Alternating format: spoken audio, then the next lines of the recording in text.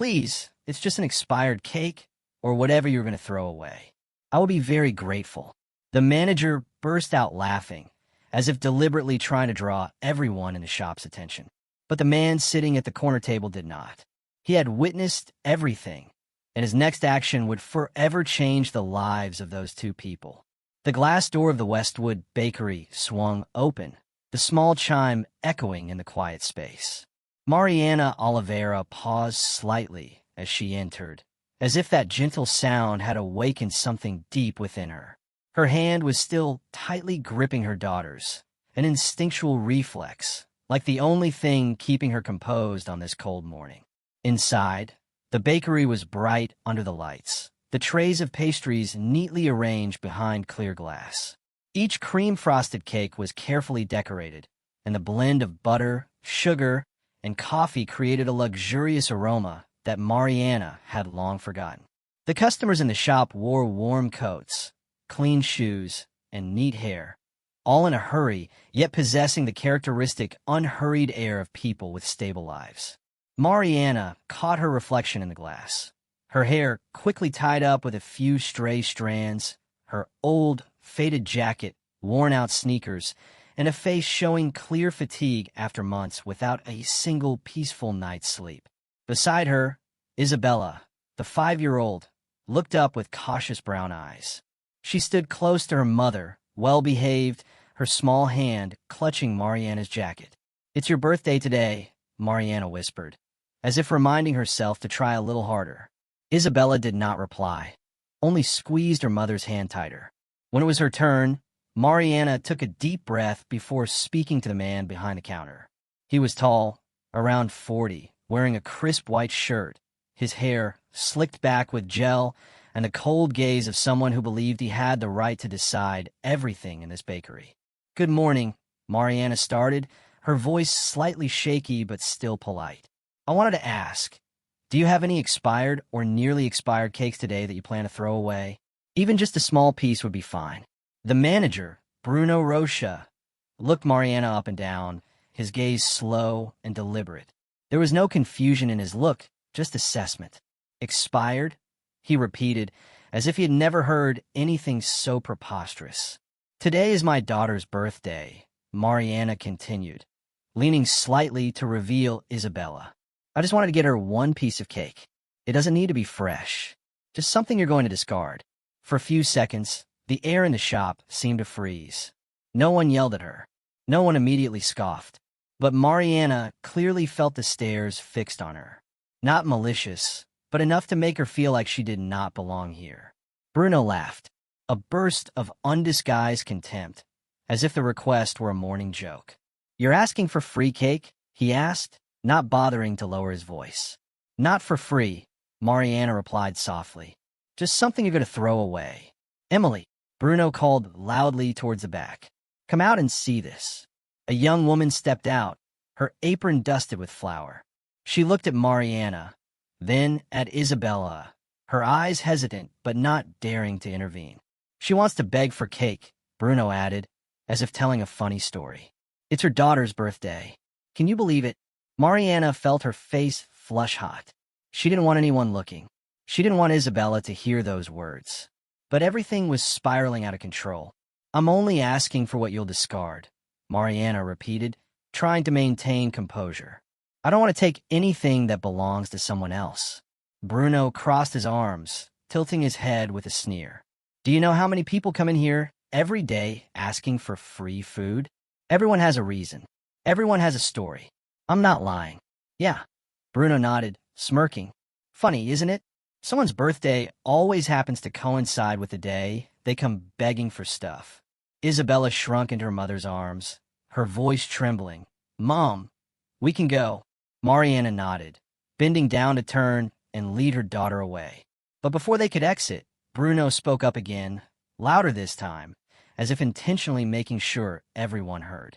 "Let me make this clear. Nothing is free here. If you want to eat, you have to pay. It's that simple." Mariana did not reply. She just lowered her head and led Isabella toward the door. No one in the shop looked directly at them. They just moved aside, clearing a path as if wanting to get rid of the nameless discomfort present in the space. As the door closed behind them, an elderly customer picked up a banknote from the floor and handed it to Bruno. "I think she dropped this," she said. Bruno glanced at it and pocketed it immediately.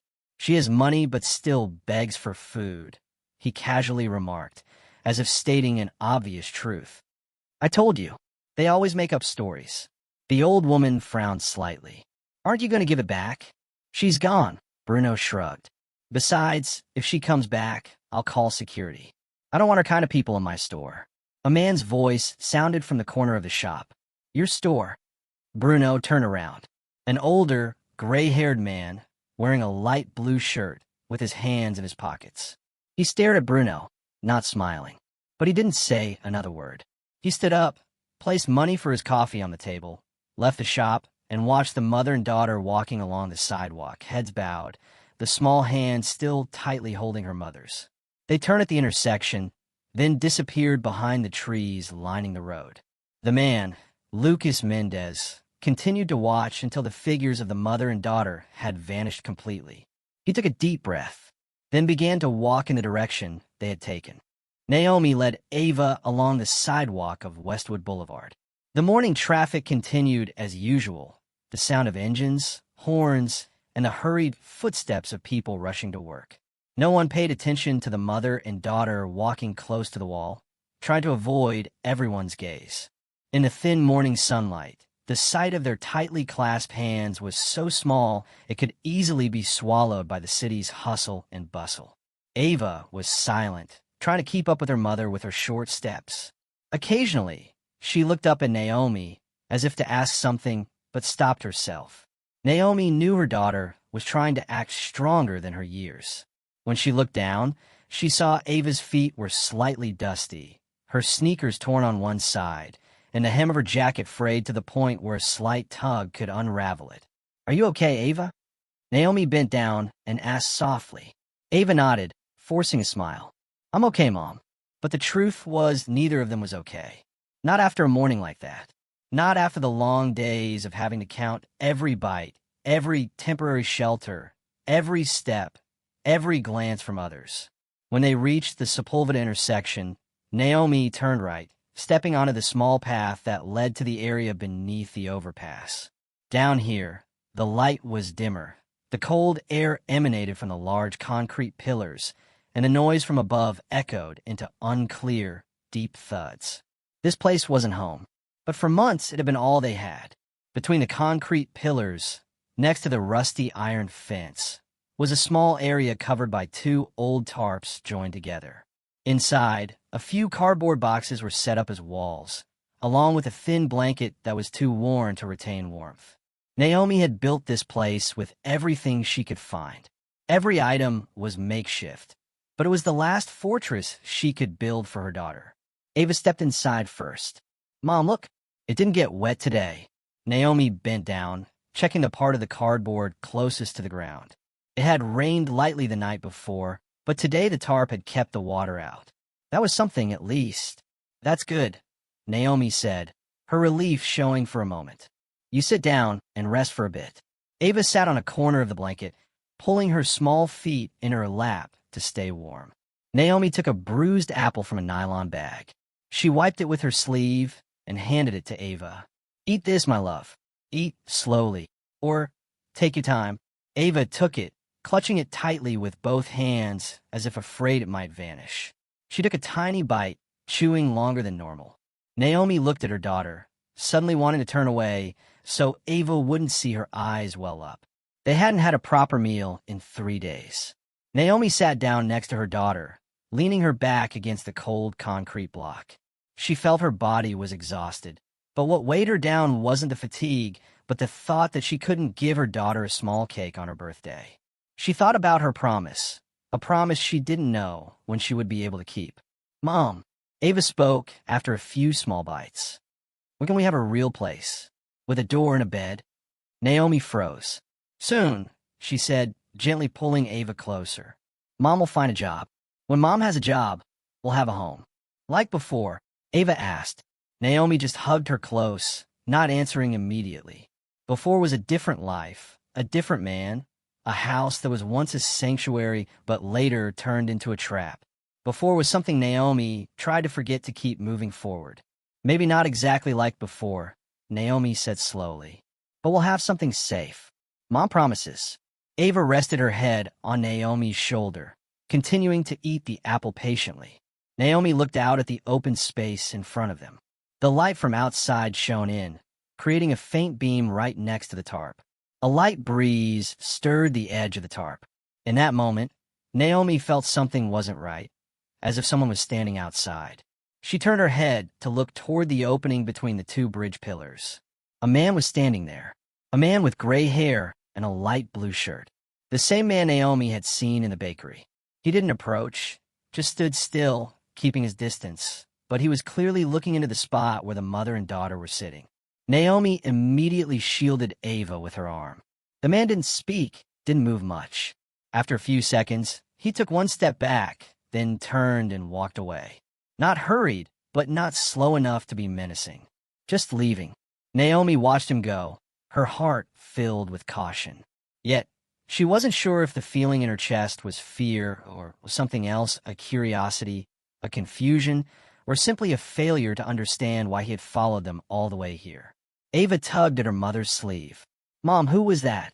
"Probably just someone passing by," Naomi replied, but her voice wasn't truly confident. Across the street, at a distance just enough not to draw attention, the gray-haired man stopped one last time before turning onto another street. He looked around, as if memorizing every detail of the place where the mother and daughter were living. Then he continued his walk, slow but determined. Naomi didn't know that this moment was the start of a change she had never dared to dream of. The Los Angeles afternoon passed in soft sunlight, the golden light cast onto the long streets. The gray-haired man, William Hartley, left the underpass and continued walking along the sidewalk, his hands partially in his trouser pockets, his head slightly bowed as if organizing what he had just witnessed firsthand. He was not a man easily moved. For years, running his chain of food stores had accustomed him to making tough decisions, to dealing with numbers more than people.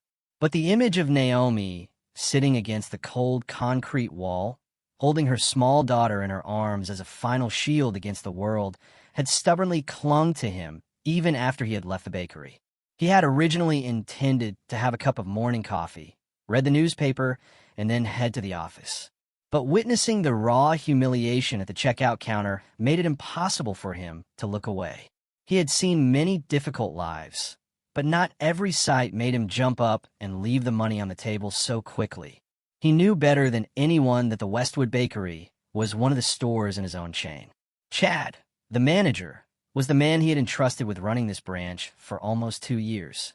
And William wondered what he had missed that allowed a person like that to stand there, calmly insulting a mother who was only looking for an expired piece of cake for her daughter. The gentle afternoon breeze swept lightly past his shirt.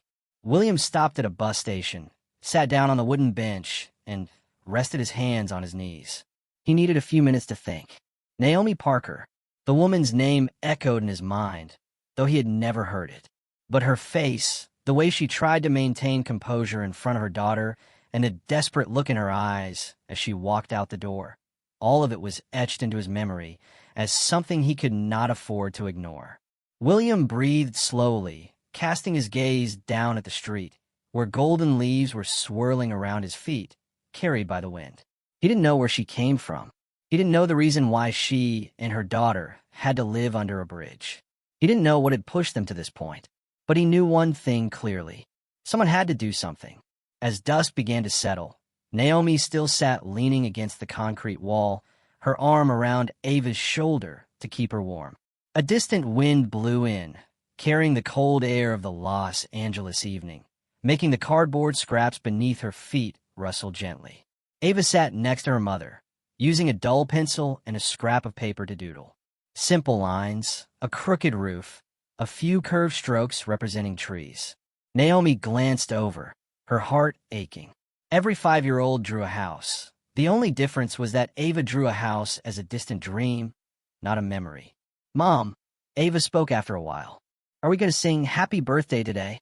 Naomi nodded softly, her lips curving into a smile, so thin it was fragile. Of course, my love. Ava leaned her head on her mother's shoulder. Even without a cake? Naomi gently squeezed her daughter's hand. We'll have a cake someday. Mom promises. Promise. The word was light as the wind, but felt as heavy as the world to her. She didn't know if she could keep her word. Across the road, William returned to the overpass area as the sky darkened to a purple shadow. He stood a considerable distance away from where the mother and daughter were sheltering, far enough not to frighten them, but also close enough to ensure they were safe. He leaned his hand on the cold metal railing, watching the two small figures huddled together under the faint yellow light cast from the street lamp. He never thought he would spend a day standing like this, watching a stranger he didn't know, a person he had no obligation to help. But there was something about Naomi that tugged at his heart in an inexplicable way, not out of pity, but because she reminded him of too many things he had lost. He remembered his wife, Claire. He remembered the times they drove past areas with homeless people by the river, where Claire always told him to slow down so he wouldn't splash water on those sleeping by the road. He remembered how she said that sometimes a person just needed a hand extended at the right moment to get back on their feet. Claire had passed away almost 4 years ago, leaving William in a house that was too big and too quiet. He had tried to fill the void with work, by opening new stores, by immersing himself in the office until late every evening. But the void remained, and now, seeing Naomi holding Ava under a cold bridge, he felt as if Claire was standing somewhere next to him, looking in the same direction and telling him, "Don't turn your back." William crossed his arms over his chest, his eyes never leaving the mother and daughter. He didn't know where to start. He didn't know if Naomi would trust him. She might be scared, she might think he had bad intentions, or she might simply want peace in the small world she was trying to build. But William knew one thing very clearly. He couldn't let the morning at the bakery just pass as a scene of life people see and then forget. He would find out. He would verify. And if everything was as he felt, he would bring the mother and daughter out of here. Not charity, not pity, but so a mother could stand back up and a 5-year-old child could truly be a child again. A strong wind blew through, making the tarp move. Ava curled up, and Naomi pulled her closer, using her arm to shield the strong draft from the open side. William slightly tightened his grip on his jacket pocket. He understood more clearly than ever. The morning was just the beginning, and he wouldn't stand and watch any longer. He stepped back, turned toward the main road, his steps slow but determined. Tomorrow, he would return, not just to observe anymore, but to start taking action. The next morning, the sun hadn't fully risen, but a soft light had already begun to filter through the gaps between the bridge pillars. Naomi woke up before Ava stirred.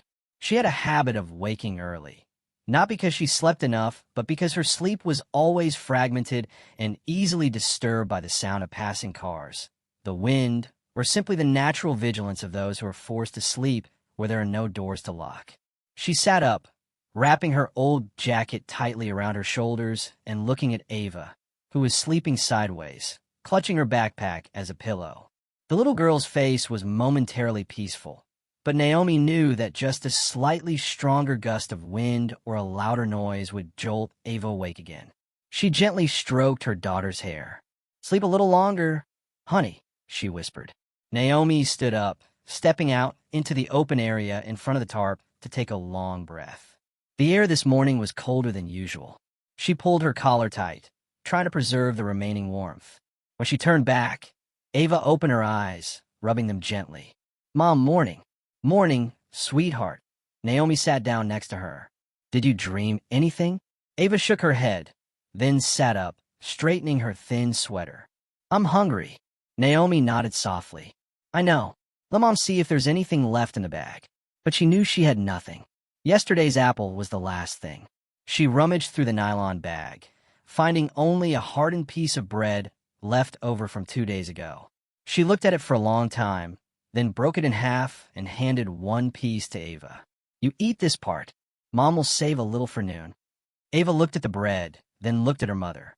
"Mom, you eat first." Naomi shook her head. "Mom isn't as hungry as you are. Go on and eat." The gentle words, touched a deep heartache that Naomi had suppressed for too long. She turned away so Ava wouldn't see the fatigue lingering in her eyes. On the distant sidewalk, William had been standing there for a few minutes. He carried a large paper bag, his other hand tucked in his coat pocket. He didn't approach immediately. He wanted to make sure he didn't scare them, especially the little girl.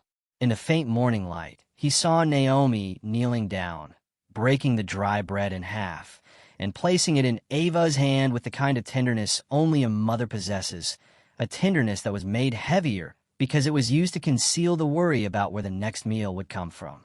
William felt a pang rise up from his chest. The image made him desperately miss Claire, the way she always cared about every child they met at charity events, always saying that hunger is not the fault of any child. He lightly squeezed the bag strap, then took a step closer. Not too fast, not too sudden. "Good morning." His voice wasn't loud, but it was enough to make Naomi jump and turn around.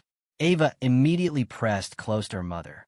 Naomi stood shielding her daughter, her hands slightly raised in a protective reflex. "Who are you?" Her voice was soft but full of caution.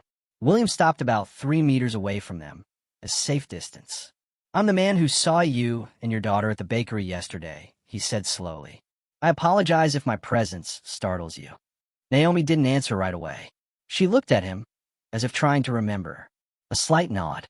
She recognized him, the only man in the shop who hadn't laughed. He lifted the paper bag slightly. "I brought some food. If you don't want it, I'll leave it here and go." Ava looked at the paper bag with a gaze children can never hide, but Naomi maintained her cautious tone. "Why did you bring this here?" "I thought." William paused for a second. No one should have to start their morning with half a piece of dry bread. Naomi stiffened. She didn't know how long he had been standing there, or what he had seen. "We didn't ask for charity," Naomi said slowly, her self-respect slipping with every word. "I don't want anyone to think I'm taking advantage." "I know," William replied instantly, his voice very calm. "You didn't ask for anything." Ava lightly tugged at Naomi's sleeve. "Mom, maybe—" Naomi placed her hand on her daughter's shoulder, then looked back at the gray-haired man. He didn't show pity. He wasn't judging. He didn't say anything that made her feel diminished. William placed the paper bag on the ground, then took a step back. "If you agree, I will leave it there and leave right now." Naomi looked at the bag. It was only a second, but it was enough for her heart to nearly break with relief. "You can leave it there," she said, her voice so small it almost vanished in the sound of the traffic above. William nodded. "I'll go." But before turning away, he added, his voice slow and warm like a gentle tap on a long unopened door. "If you need anything at all, just anything, I will come back. Not to interfere with your life, but to make sure you and your daughter are safe." Naomi didn't know how to respond. When he left, Ava ran to the paper bag and opened it.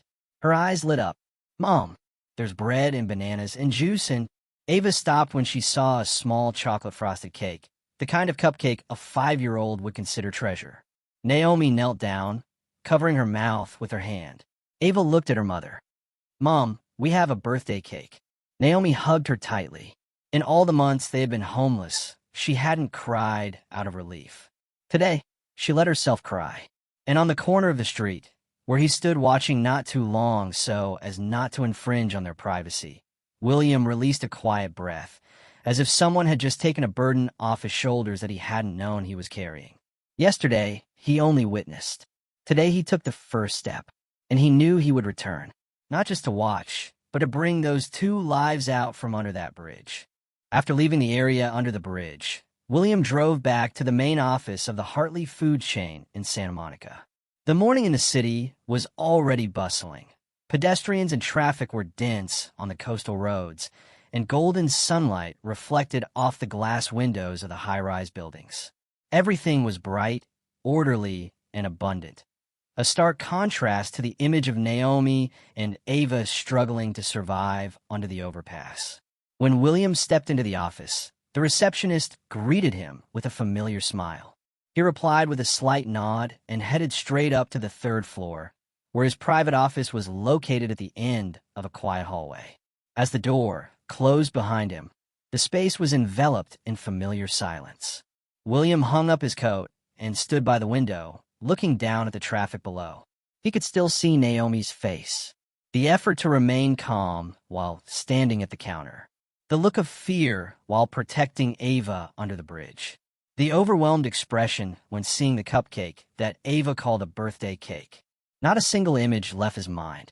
William sat down at his desk and dialed his personal assistant. "Evelyn, I need your help with something," he said when the woman answered. "I need to find information about a person, discreetly and quickly." "Name?" Evelyn asked immediately. "Naomi Parker. Around 34, 35. She has a 5-year-old daughter named Ava Parker. I don't know the exact address. They're currently homeless." Evelyn was silent for a few seconds, her voice softening. "Yes, I'll get right on it. Is there a deadline?" 24 hours. Understood. William put the phone down and leaned back in his chair. He knew what he had just done could be considered overstepping, investigating a struggling mother. But he wasn't doing it out of curiosity. He needed to know the truth to figure out the right way to help properly, to help responsibly, not just to drop off a bag of food and disappear. He had seen many cases in his life. People who needed help, people who exploited kindness, and people stuck in complicated circumstances. He didn't want to step into Naomi's life based solely on emotion. He needed to understand her story. He needed to know what had led a polite, gentle, well-spoken woman to live with her child under a cold bridge. The ache in his heart didn't disappear. On the contrary, it became clearer with every minute. By the afternoon, Evelyn returned with a thin file. She placed it on William's desk with a look of hesitation. He opened it. The first page contained basic information. Naomi Lynn Parker, born in Bakersfield, California. High school graduate, previously worked as a server and receptionist at a 3-star hotel in Van Nuys. No criminal record, no government debt. Good employment history, described as serious and hardworking. William flipped to the next page. Hospital records, 4 years ago. She was admitted with injuries to her face and shoulder and broken ribs, the cause listed as domestic accident. The next page. Police report, filed 14 months later, accusing her ex-husband, Eric Donovan, of domestic violence. The report was withdrawn after 3 days. William paused reading for a moment, his hand resting on the edge of the file. Everything was clearer now, but also heavier than he had imagined. He continued. Divorce records, nearly 3 years ago. Custody of Ava granted to Naomi, but no record of support payments from the ex-husband. No fixed address for the past 18 months. No record of government assistance. No health insurance. He closed his eyes, a sharp pang of sorrow piercing his chest. A woman like that doesn't fall to the bottom of society after just one simple story. No downward spiral happens that fast. Everything came from an accumulation of pain, from difficult decisions, from the gradual loss of every piece of her life. He flipped to the last page. Reason for Naomi's last job loss. Failure to report to work on time. Lack of childcare. Loss of housing. No address for documentation. Missing identification. A vicious cycle that the poor often get trapped in. No job, no home, no ID, unable to work, still no home. He sat silently for a long time. No one chooses to live under a bridge. Naomi didn't choose that. She simply ran out of choices. Late afternoon. The last sunlight shone through the office window, casting a faint golden layer over his desk. William picked up the phone and dialed Evelyn's number again. "I need a lawyer," he said, his voice low but firm. "Someone good with family cases, temporary guardianship, and personal identification documents." "Yes. Is there a deadline, sir?" "The sooner the better. What else do you need?" William looked down at Naomi's file. Each line seemed to tell her story with the bitterest silence. "I need to know," he said softly, "the concrete steps to get a mother and daughter off the streets, legally and safely." Evelyn was silent again. "I will contact them right away." William closed the file, his hands clasped together. In that moment, he no longer saw himself as a businessman. He no longer saw himself as the owner of a chain of stores. He only felt like a man who had seen too much injustice that he had long believed didn't concern him. But now he knew. He had stepped into this story, and he could not back out. That evening, Naomi and Ava sat in their small space under the bridge, sharing a meal that Ava would likely remember forever. Fresh bread, ripe fruit, juice, and a cupcake that Ava held like a treasure. Ava ate half the cake, then looked up and smiled. "Mom, this is the best birthday ever." Naomi couldn't hold back. She burst into laughter. A genuine smile, heartbreakingly rare. "Why is that, my love?" "Because someone remembered me." Naomi hugged her daughter close, closing her eyes. She didn't know who the man was. She didn't know why he helped. She didn't know what would happen next. But for the first time in months, the small hope within her wasn't immediately extinguished. And on the other side of the city, in a room where the light was still on, William was also thinking of the mother and daughter, like a promise to himself. The next morning, Naomi woke up before the sun could fully illuminate the rows of concrete pillars. She hadn't slept much. Throughout the night, every gust of wind that slipped through the gaps in the tarp forced her to constantly adjust the blanket for Ava and sit leaning against the cold wall until dawn. But even though she was exhausted, she dared not truly fall asleep. Just one unusual sound was enough to make her heart pound. Ava was still sleeping soundly, her breathing even and her face peaceful. Naomi let her sleep longer, then stepped out into the open space in front of the tarp to wash her face with the remaining water in the bottle. The water was cold to the point of numbness, but she didn't complain. She was used to this. As she was tying her hair, she heard footsteps from a distance. Naomi turned around. A gray-haired man appeared at the entrance of the path between the two bridge pillars. He was wearing a light gray jacket, holding a familiar paper bag. William Hartley. Naomi stood up straight, her warning instincts flaring up, although his face carried no hint of threat. He stopped a few meters away from her, enough to maintain the safe distance she needed. "Good morning," William said, his voice calmer and softer than yesterday. Naomi lightly squeezed her sleeve. "You've come again. I brought a few things for you and your daughter." William slightly lifted the paper bag. "Just breakfast. If you don't want to take it, I'll leave it here and go." Ava woke up, rubbed her eyes, and then saw William. She gave a faint smile, a small one that clearly showed she remembered the cupcake from yesterday. "Hi," Ava said softly. William bowed slightly to the little girl, then looked at Naomi, waiting for her reaction. Naomi exhaled softly. "You can put it down there." William placed the bag on the cleanest patch of ground possible, then stepped back as he had done the day before. "It's nothing much," he said.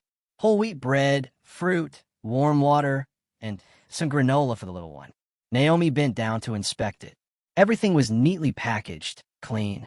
Nothing made her uneasy, nothing disrespectful. This made her slightly uncomfortable. People hadn't been this kind to her, at least not in a long time. "When are you going to say what you want?" Naomi asked softly, her voice devoid of sharpness, just the exhaustion of someone who has lived too long in suspicion. William was silent for a second, then replied, "I don't want anything from you." Naomi frowned slightly. "I know it's hard to believe," William continued. "Many people only help when they have an agenda or when they want to feel better about themselves. But I'm not here for that." "Then why?" William looked down at the ground briefly before looking back at her. "That day at the bakery, the way that man treated you and your daughter. I couldn't forget it. I don't think anyone deserves to be treated that way, especially when they're trying to survive." Naomi clasped her hands together, as if to suppress a sudden surge of emotion. "I thought," William continued, "if I ever saw a person in such clear need of help, and I just walked away, who would I be in this life?" Naomi looked at him for a long time, her eyes still cautious, but there was something softer than yesterday. "You don't know us," she said slowly. "You don't know what brought us here. You don't know what kind of person I am." William nodded. "You're right. I don't know everything. But I know you're a mother doing everything you can to keep your daughter safe. I know you didn't beg for money or demand anything. And I know there are things that cause people to end up here that aren't, because they are bad." The air grew silent. The sound of cars on the bridge mixed with the wind.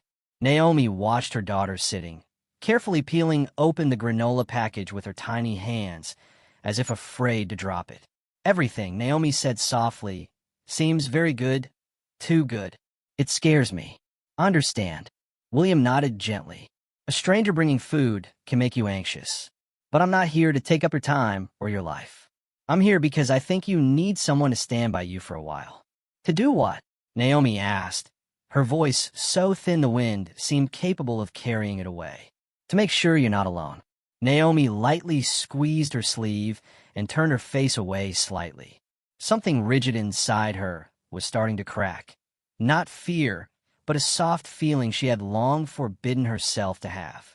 William noticed this, and his voice became even gentler. I want to propose something. It's not mandatory, just an option. Naomi looked up. Tell me. I have a vacant apartment in Westwood, William said slowly. It's small, 2 bedrooms. Safe, clean. No rush for a contract. No commitment needed. You can stay there for a while, until we can sort things out. Naomi stepped back half a pace. No, I can't accept that. Understand.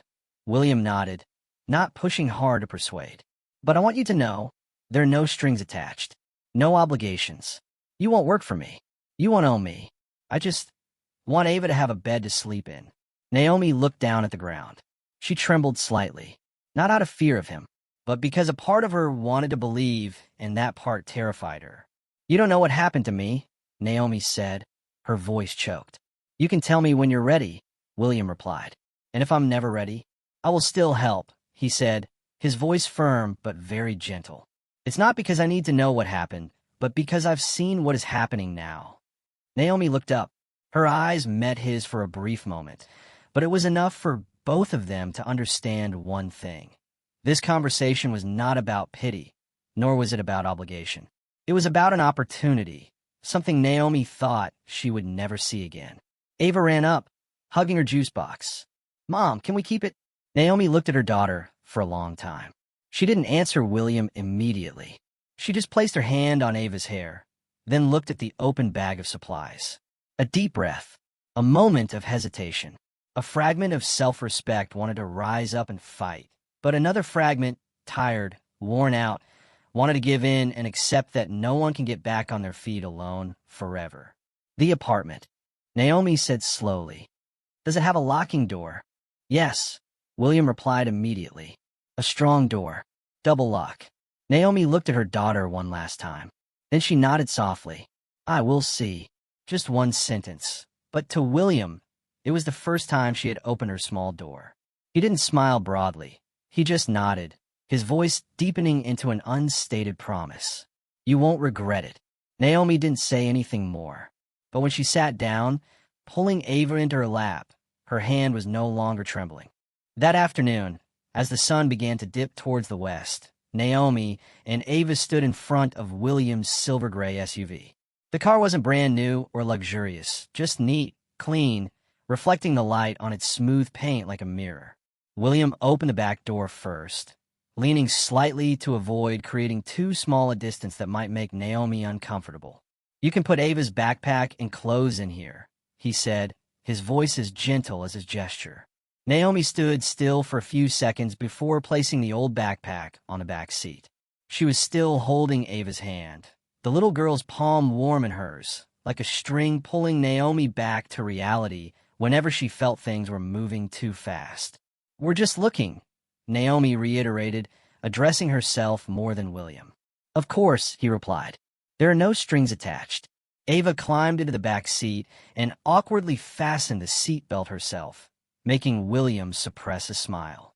Naomi walked around to the opposite side and checked the safety belt, brushing her daughter's hair behind her ear. William stood a few steps away, giving them privacy. When Naomi closed the car door and moved to the passenger seat, William opened the front door, waiting for her to get in before sitting down himself. He adjusted the rearview mirror, but Naomi noticed that his gaze did not check on her through the mirror, a small detail that allowed her to relax slightly. The car rolled onto the road from the Sepulveda overpass area, heading toward Westwood Village. As the car merged into the heavy traffic, Naomi turned her face to the window, watching the brightly lit shops in the afternoon, people walking their dogs, and cafes with people working on laptops, all things she had passed hundreds of times, but which had never felt so distant. Ava, on the other hand, was delighted. She looked at everything with wide-eyed wonder. as if being driven through a different world. Mom, look, a puppy. Naomi tried to smile, though her heart felt heavy.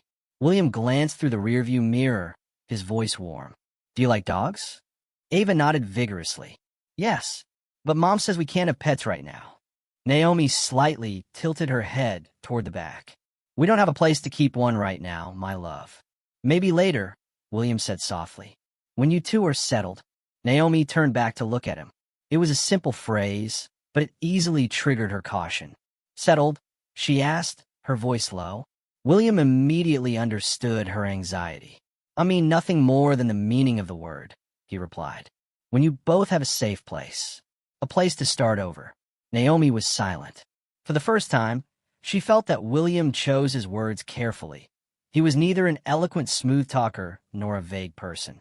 15 minutes later, the car stopped in front of a 4-story apartment building located near UCLA in the quiet Westwood area. It wasn't a luxurious place, but the building had an iron gate, thick glass doors, clean steps, and 2 thriving planters by the entrance. It was less than 4 miles from the underpass where Naomi and Ava slept, but it felt like 2 different worlds. Naomi stood in front of the gate, leaning her head back slightly to look at the building. You said this is your place? My company's, William corrected gently. This unit used to be for temporary employee housing, and it's currently vacant. He opened the gate with a key card, avoiding getting too close to Naomi. Ava ran ahead a few steps, but immediately stopped to wait for her mother, not daring to go far. Second floor, William said, and led them up the well-maintained wooden staircase, which didn't creak at all. In front of Unit 204, William stopped, took out a key, and unlocked the door. The door swung open, revealing a small but warm apartment. Not spacious, not fancy, but clean, bright, and most importantly, it had beds. Ava ran in first, as if entering a dream. Mom, a bed, a real bed. Naomi stood at the doorway, her hands hanging loose, not daring to step inside right away. Her eyes scanned the small living room with its beige sofa, the tidy kitchen, the window letting in the afternoon light, and the 2 wooden doors leading to the 2 bedrooms. William followed Ava inside, but stopped in the middle of the room so Naomi wouldn't feel pressured. You can look around everywhere, he said. If anything doesn't feel right, I'll find another place immediately. Naomi walked in slowly, almost tentatively. She touched the kitchen countertop as if afraid the wooden surface would vanish under her hand. This unit, how do you have it? I bought this building 3 years ago, William said, to help company employees who needed temporary housing. But lately, no one has been using it. Naomi turned back to look at him, her gaze a mix of caution and emotion. How long have you been doing this? Helping employees? William asked. No, Naomi replied softly. Helping people you don't know. William was silent for a few seconds. Not long, he said honestly, but maybe I should have been doing it for a long time. Naomi looked down at the floor, clasping her hands. I'm not used to receiving anything from others. William shook his head. I'm not giving you anything. I'm just placing the door here. The decision to walk through it or not is yours. Naomi looked up. In her eyes, William saw something he had glimpsed at the bakery. The exhaustion of someone who had been forced to be strong for too long. Ava ran out of the bedroom, hugging a clean white pillow. Mom, can we stay here? Just for one night. A 5-year-old doesn't understand the concept of trusting a stranger. She only understood this. It has a locking door. It has a bed. It has light. Naomi took a deep breath. She didn't say yes, nor did she say no. She just walked out onto the small balcony, looked down at the quiet street, then turned back to William. If I say yes, her voice trembled slightly. Can you grant me 3 things? William nodded. If I can. First, don't interfere with my personal matters unless I tell you. Agreed. Second, do not approach my daughter if I'm not present. Of course. And finally, Naomi looked deeply into his eyes. I can leave at any time. William nodded without hesitation. You can leave any time. No one will keep you here. Naomi let out a long breath. Not a sigh of relief, but a breath after a small internal battle that outsiders could never see. Okay, she said softly. We will stay here tonight. Ava cheered, hugging her mother's legs. William stepped back, leaving the moment entirely to the mother and daughter. Then I'll go buy some basic household items, he said. If you allow. Naomi nodded, but still maintained distance. Thank you, Mr. Hartley. William smiled faintly. Please call me William. Naomi just nodded, not repeating the name. But in her eyes, for the first time, something appeared that resembled a small spark of trust, still fragile, but real. The evening descended upon Westwood like a thin blanket, gradually settling over the streets. Naomi stood in the small, new kitchen, her hands resting on the counter as if she needed time to believe that everything around her was real. The apartment's warmth was a stark contrast to the cold wind under the bridge. The soft yellow light illuminated the clean wooden countertop. On the sofa, Ava sat hugging the white pillow, her feet dangling, her face full of excitement. There was a lock on the door. There were working lights. There was a real toilet. There was a sink and warm running water. There was a stove. There were 2 beds waiting for them. Naomi looked around, wondering if she was living in a fragile moment that would vanish if she blinked. Months on the street had accustomed her to distrusting goodness, distrusting anything too abundant. But when Ava ran out of the bathroom, her hair wet, her hand covering her mouth in excited laughter, Naomi knew that even if she was still afraid, her daughter needed to believe this time. Just then, a knock sounded at the door. Naomi flinched slightly. Ava turned her head. Mom, maybe it's William. Naomi wiped her hands, walked to the door, and leaned to look through the peephole. It was William, standing with empty hands and a canvas bag resting by his feet. His shoes were still slightly dusty, as if he had just walked back rather than coming from his office. Naomi opened the door crack. Did you forget something? William gently shook his head. I just brought a few essentials. I'll leave them by the door, then I'll leave immediately. Naomi hesitated slightly, but opened the door wider. He bent down, pulled the bag inside, and set it neatly down. I bought some basic supplies, William said. New towels, a couple of temporary outfits for Ava, some toiletries. Check if anything is missing. Naomi looked down at the bag. She saw a container of food, a bag of fruit, 2 small children's pajamas with rainbow and bear prints.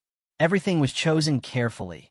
Not expensive, not showy, just practical. You don't need to do this much. I know, William replied, his voice calm. But I want you two to have a truly comfortable evening. Even if you decide to leave tomorrow, I want you to sleep warmly tonight. Naomi slightly bowed her head, not daring to look at him for long. She feared that if she looked directly for too long, gratitude would turn into dependence, something she had always avoided. I won't stay long, William said. I just wanted to make sure everything works properly. Ava ran out, her small feet tapping softly on the wooden floor. William, look, I have pajamas. William knelt down to her eye level. Do you like them? Ava nodded vigorously, then twirled so the new outfit swung lightly. Naomi saw Ava's eyes light up in a way she hadn't seen for months. It held joy, security, and the innocence a 5-year-old should always have. Mom, can William see my room? Ava asked. Naomi paused slightly. She turned to William, as if waiting for him to understand. William immediately took half a step back. Only if your mom agrees. The answer allowed Naomi to breathe a soft sigh of relief. A small sign of respect, but crucial enough to lower her guard. All right, Naomi said, just for a minute. Ava led William into the small bedroom. It had a spotless single bed, a small desk by the window, and cream-colored curtains.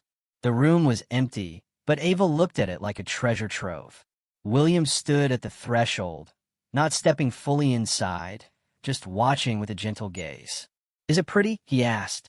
Pretty, Ava replied, her voice full of pride. Naomi stood behind them, watching both. In that moment, she clearly saw the distance William intentionally kept, not stepping deep into the room, not touching anything, not showing any attitude that might be misinterpreted. He knew how to stand in the right place, not too far, not too close. That allowed Naomi to relax a little. When William was ready to leave, he stood at the door, resting his hand on the frame as if waiting for Naomi to say something. Ava hugged her pillow, waving her small hand. Good night, William, the little girl chirped. "Good night, sweetheart." Naomi opened the door wide enough for Ava not to get stuck, but kept her body partially blocking the entrance, a protective habit she hadn't abandoned. "Thank you," Naomi said, not looking straight at him, but her voice was genuinely heartfelt. "Tonight is probably the first time we'll sleep peacefully." William nodded softly. "That's enough to make me happy." Naomi looked up. "Mister." She wanted to ask why he was doing this. Wanted to ask what he thought of them. Wanted to ask if he had any other intentions. But finally, she only said, "If Ava asks about you, what should I tell her?" William thought for a second. "You can say, I'm just a friend who helped you two out a little." Naomi nodded. "Tomorrow I'll bring the spare key," William said. "The apartment will be fully yours." Naomi clenched her hand, not out of fear, but because this move touched her deeply. "When you want to visit, just let me know beforehand," she said. It was a subtle agreement that he was allowed to return, not because he rescued them, but because he had respected them. "I will," William replied. As he turned to leave, Ava waved again. William walked down the stairs with a rare smile on his lips. Not a radiant smile, just thin and quiet, like someone who had found some peace within himself. Naomi closed the door. The click of the lock echoed. A small sound, but it marked something big. Ava ran into the bedroom, jumping onto the bed. Naomi looked at her daughter, then around the apartment. She didn't know what tomorrow held for her. She didn't know how much courage she had to trust that man. She didn't know if everything could disappear like before. But tonight, just for one night, she would breathe. She would let herself sleep without holding her child in fear of being woken up in the middle of the night. Tonight, she had a locked door. Tonight, Ava had a real bed. Tonight, hope didn't hurt her. 3 days had passed since Naomi and Ava moved into the small apartment in Westwood. 3 days without the roar of cars overhead. 3 days without cold wind whipping through the gaps in the tarp. 3 days where Ava could sleep through the night, without waking up panicked and clinging to her mother, a habit of a child accustomed to instability. The apartment was still sparsely furnished, but in that emptiness, there was something Naomi had forgotten for months. A decent silence. Not the silence of fear, but the silence of a place where no one would harm her. This morning, the sunlight filtered through the living room curtains, spreading a warm strip of light across the wooden floor. Naomi stood in the kitchen, holding the cup of tea that William had brought last night. The hot water warmed her hands, a feeling that seemed mundane, yet was extraordinarily precious to her.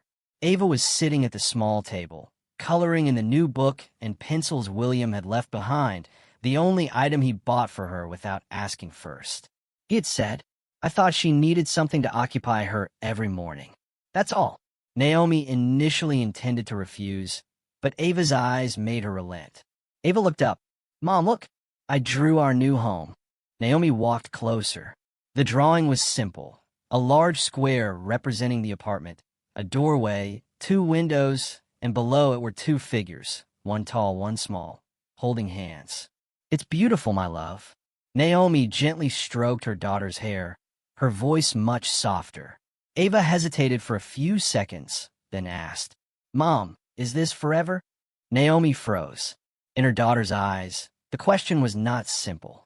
It was Ava's deepest fear, the fear of having to leave again, having to pack their things into the too small backpack, having to run to another place, not knowing if the night wind would be colder than before. Naomi knelt down and hugged her daughter close. "I don't know what will happen in the future," she said honestly, "but I promise to try so hard that we won't have to go back under the bridge again." Ava nodded, leaning into her mother's shoulder. "Because William gave us a key?" Naomi smiled faintly. "Not because William gave us a key. It's because I will find a way to keep this, no matter how hard it is." Closer to noon, Naomi tidied the apartment, wiped the countertops again, and arranged a few things in the kitchen corner. There wasn't much to organize, but she wanted to make the apartment as clean as possible, not because William might visit, but because she felt she deserved a tidy place. As she was folding the towels, she heard a knock at the door. Naomi startled slightly. She looked through the peephole. "William." She opened the door just wide enough. "Hello." William nodded gently. "I just stopped by to see if you two needed anything. If it's not convenient, I can come back later. Ava is drawing in the living room. Come in, it's fine. William stepped inside, but only stood near the door, not venturing deep into the apartment. He looked around, noting the apartment was tidier than 3 days ago. You settle in quickly. It's not hard to get used to a place with a bed and a locked door, Naomi said, trying to keep her voice neutral. William smiled softly. I suppose so. A moment of comfortable silence. Naomi poured more tea into her cup, then turned and asked, Are you busy? I don't want to bother you. I always have work to do, William said. But this, he gestured toward Ava sitting and coloring, is just as important as anything else. Naomi looked at him for a long time. Mr. Hartley. William, he gently reminded her. Naomi nodded. William, I want to ask you something. Something a bit personal. Go ahead and ask. Why are you treating us so kindly? A stranger doesn't do this. William thought for a moment before answering. When Claire, my wife, was alive, she used to tutor homeless children every Saturday. I often told her that the world was too big for anyone to help everyone. But she said, no one can help everyone, but everyone can help someone. Naomi listened, feeling her heart clench. Claire died of lung cancer. I was busy with work, missed many things. Missed her final time. I can't change the past, but I can choose to live differently from now on. Naomi lowered her head. I am very sorry. William gently touched his chest, as if it were a familiar gesture. I'm sorry too, but I think, if Claire could see you two now, she would want me to do what I'm doing. Naomi didn't know how to respond. She just stood for a very long time before saying, I hope I'm right to trust you. I hope I am worthy of that, William replied, his voice so sincere that Naomi couldn't doubt him. That afternoon, after leaving the apartment, William drove straight to the Westwood store, the branch where Naomi had been humiliated. He walked in with an entirely different demeanor. Not the quiet middle-aged customer, but the owner of the entire chain. Chad, the manager, was standing by the checkout counter, laughing and chatting with a regular customer. When he saw William, he froze. Mr. Hartley? I didn't know. William raised his hand slightly, signaling him to stop. I want to review the camera footage from last Thursday. 10 o'clock in the morning. Chad's face turned pale. What for, sir? To know why a homeless mother was treated like trash right in my store. The entire store fell silent. William didn't raise his voice, but every word was sharper and colder than any anger. And I want an explanation within 5 minutes before I decide whether to keep or replace the entire management team of this branch. Chad swallowed hard. Did you know who they were, sir? William looked straight at him. I know enough. He couldn't smile anymore. In the Westwood apartment, Naomi was helping Ava fold clothes when she felt a slight ripple in her heart, as if another door in her life was about to open, even though she didn't know where to start. But tonight, she didn't think about the future. She just looked at Ava, her hair wet after a bath, her eyes bright, her gentle smile, and saw that, after many months, her daughter had just had 3 consecutive nights of peace. 3 nights of peace, something Naomi had never dared to imagine. And sometimes, that was enough for a person to start believing that life could change. A week had passed since Naomi and Ava moved into the small apartment in Westwood. The mornings here now felt familiar in a pleasant way. Sunlight slanted through the curtains, a warm cup of tea in her hand, the faint fresh scent of soap on the towels, and the sound of Ava softly singing while coloring. These seemingly small things created a peaceful morning. No more rushing to pack their belongings. No more startling and clinging tightly to her child at the sounds near the overpass. Naomi was folding towels when she heard a knock on the door. Gentle, even familiar. She looked through the peephole. William. When she opened the door, he stood there with an envelope and a small bag. Good morning, William said. Did you two sleep well? Much better, Naomi replied. Her voice genuinely softened. Ava no longer wakes up in the middle of the night startled. That's good then. William nodded slightly, then held out the envelope to her. I'm bringing a small matter. Not urgent, but important. Naomi took it, slightly hesitant. What is it? Just open it. She tore the envelope and pulled out a sheet of paper with a large heading from the Hartley Foods Human Resources Department. Temporary employment offer, customer support assistant. Naomi stared, frowning slightly as if afraid she was reading it wrong. I don't understand. William stood straighter, still maintaining distance.